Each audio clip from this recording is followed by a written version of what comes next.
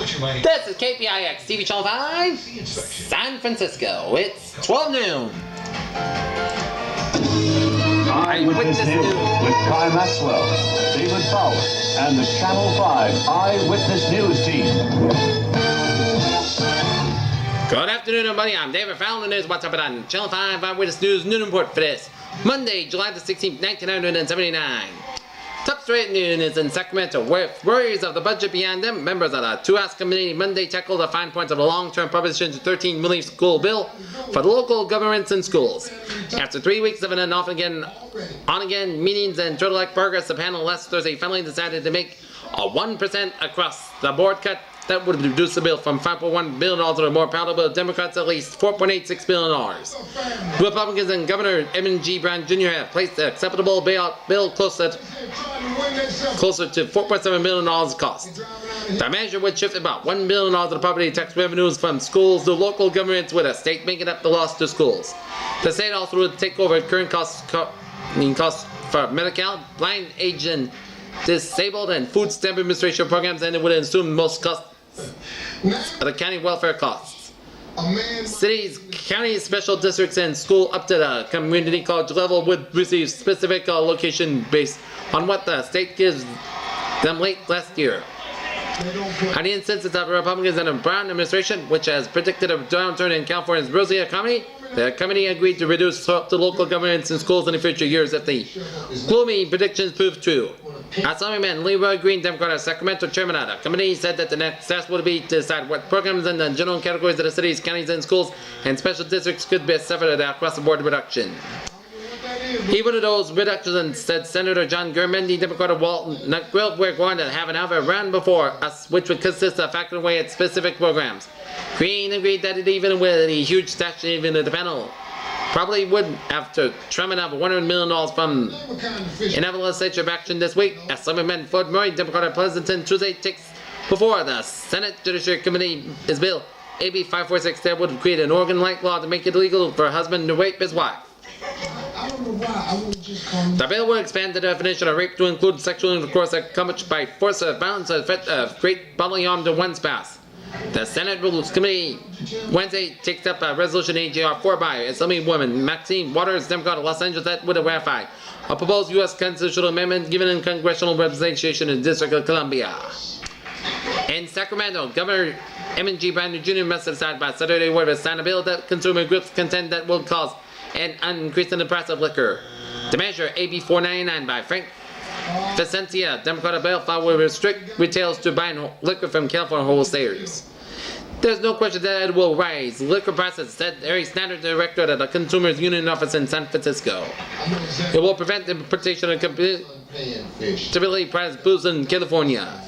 Snyder said that the bill is a classic special interest measure which serves the needs only of a business community that does not want to have to compete on the free market.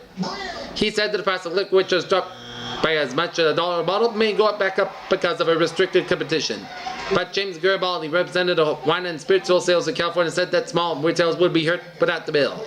The measure grows out of a unanimous state Supreme Court decision last year that overturned California's fair trade law for pricing liquor, opening the liquor industry to competitive pricing. On one of the provisions of the constitutional law required retailers to purchase their liquor from the in-state wholesalers designated by the liquor producers. Although the Vicentia bill would not reinstate fair trade, would have been once again required retailers to purchase liquor only from in-state wholesalers who are designated by distillers. Garibaldi said that the bill is important because large grocery chains can buy liquor at cut rate prices from out-of-the-state wholesalers who will pay no taxes in California. Senator John Garamendi recently suggested that a $25 million the proposed 1960 Park Bond Act to be used to purchase private land in the Tahoe Basin. Legislature's editors and environmentalists have continually said that the Lake Tahoe is a state and a national treasure. Garamendi said, it is therefore appropriate for all of us to put our money where our mouths are. Garamendi's suggestion took the form of an amendment to Senate Bill 547, which would place a $495 million park bond issue on the 1980 bill. The senator who represents part of the Tahoe Basin and who will lead the fight to prevent the bi-state Tahoe General Planning Agency that the thousands of lots of parcels in the land in the Tower Basin should not be developed because the development would further harm the delicate environmental balance of the lake. Since Tahoe is a statewide importance, it is unfair for a few property owners to bear the entire financial burden of protecting the lake, Pyramidi said. The amendment was adopted in a bill passed by the Senate Natural Resources and Wildlife Committee on July 10th to a vote of 6-2. The bill next goes to the Senate Finance Committee. In Cape Pendleton, California, 4 U.S. Marines were shot and injured late Saturday, and 2 men in the same barracks were named as suspects, Marine Corps officials said. A Marine Corps spokesman said the suspects were identified as Private Charles Johnson, 22, of Jonesboro, Louisiana, and Lance Corporal Willie Dempsey, 22, of Stanton, Tennessee. Both men were assigned to the headquarters there in Service Battalion at the Sprawling Installation north of San Diego. Injured reported in stable condition Sunday were Sergeant Richard Port, 22, of Rockford, Illinois, and suffered chest wounds, and Private Anthony Sutherland, 19, of Henderson, North Carolina, with stomach wounds. Private Russell Velson, 25, Grand Rapids, Michigan, suffered foot and shoulder wounds, and Corporal Kenny Wood, 20, of Washington, D.C., was injured in the foot. Name a place where a guy might strike out. At a bar. At a bar. In San Francisco, what's too high a price for gasoline? Prices are too low for a price of milk. Shuts up markets is finding out. The gasoline and convenience store chain with 150 North California outlets advertised in May. The bad news is that gasoline is $1.19 a gallon, but the good news is that milk is $1.19 a gallon. Peter Wiggins has a report. The chain was investigated and included of any wrongdoing in the U.S. Energy Department early this year because when it became the first outlet in California to break the $1-a-gallon barrier in gasoline prices. Now it's being sued by the state, which claims that the milk prices are too low.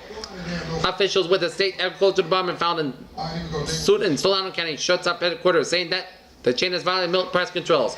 While minimum prices on the milk were abolished by the state in early 1977, a section in the state food and agriculture code still prevents stores from selling milk below cost. Shut Up recently increased its milk prices to $33 a gallon, but in 2025, the firm said it would fight the suit on constitutional grounds that the statute serves no legitimate police purpose and it's contrary to antitrust laws. Jed Adams, assistant director to the Department of Agriculture, said the suit was filed because independent grocery stores complained that they were losing customers. Sometimes even good news is bad, said John Roscoe, president and principal owner of the chain. KPIX Channel 5 Virus News. In San Clemente, California, former President Richard Nixon hosted a party with about 300 guests on Sunday on the grounds of his Casa Pacifica at State Democracy's 10th anniversary of the U.S. moon landing. 15 astronauts and their families were on hand, plus a number of show business figures, Republican politicians, and friends of the Nixons. Missing were the 3 best-known astronauts: Alan Shepard, first American to be launched into space; John Glenn, first in orbit; and Neil Armstrong, first to set on the moon on July 20, 1969. Name a place where a guy might strike out. We got this thing. In Oakland, contract talks between the Bay Area Rapid Transit System Management and 2 unions representing 1,650 workers will resume next week along with a full train service. The talks to trade last week and the strike was averted only at the last minute. Union leaders said Sunday that they would have returned to the bargaining table possibly at midweek. Saturday they conferred with park maintenance officials in an effort to put more cars into service. Curtailed last week when a strike appeared in Mission. Because of this car storage service on the Fremont Daily City route canceled Saturday, but a park spokesman said it was expected to resume on schedule on Monday. In Willows, an estimated 8,800-acre brush fire was believed caused by an arson was extinguished on Saturday, about 8,800 acres. State Forestry Department spokesman said the blaze was contained late Saturday is blackened grass and green across about 15 miles west of the farming town of Willows. No major injuries or damage to homes were reported. Authorities said the fire was believed deliberately set on Friday about the 340 firefighters battled the blaze that was fanned by winds up to 20 miles per 100-degree weather. Maraji Ardesa resigned as India's Prime Minister, faced with a vote of no confidence in Parliament today, which he did not have enough votes. So the votes to defeat, he reluctantly stepped down in response to pleas from his dwindling political allies and to save his Janata party from collapse.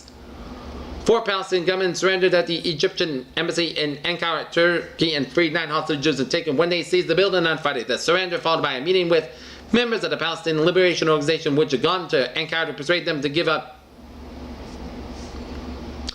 U.S. concerns have been met by the rebel junta that is seeking to take over the Nicaraguan government from President Anastasio Somoza Debayle. Members of the junta said they also said that a special State Department envoy had assured them that the United States support was diminishing. Gunmen wounded a close aide of Ayatollah Khomeini in Tehran, and at least 9 other persons were killed in a surge of terrorism in Iran. Vietnam's acute economic difficulties were cited as one reason of the exodus of thousands of refugees from the country by Deputy Foreign Minister Huang. Bits done by the interview in Hanoi, but denied that any of the refugees had been forcibly expelled.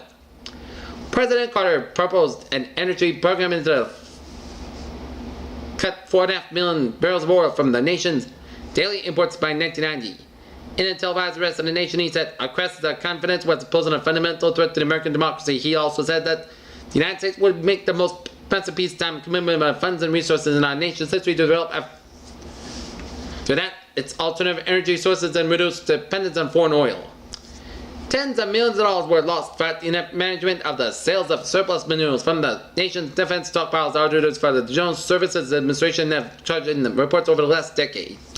The report under study in the Senate raised new allegations of mismanagement in the GSA. Nevada is a leader in the rebellion in the West against federal land ownership. The government owns more than half of the West, which includes an 87% of the Nevada, which seeks an operation of the 49 million acres of federal land under a bill recently passed by the Nevada legislature. Boston paid a tribute to Art Fairfield, who had a memorial service of music accompanied by fireworks, cannon fire, and paling church bells, a replica of the bicentennial concert he conducted with the Boston Pops Orchestra on July 4th, 1976. About 100,000 people gathered in heavy rain at the band shell at the foot of Beacon Hill, where Mr. Fiedler, who died last Tuesday, had outdoor concerts that he conducted for a long time. Hermione Talmadge pressed stage of Weldon in Georgia, followed by his recent testimony before the Senate Ethics Committee. 2 problems at home faced the senator. Leading fellow Democrats are planning to challenge him for the Senate seat, and voters may no longer believe in what Atlanta newspapers call the divine right of Talmadges. In sports, the Oakland A's and the San Francisco Giants have the All-Star break-off today, and the 1979 Major League Baseball All-Star Game will start tomorrow in Seattle. Alright, let's move it on the weather with Peter Wiggins. Take it away, Peter. Okay, David, thank you very much. Okay, our current conditions at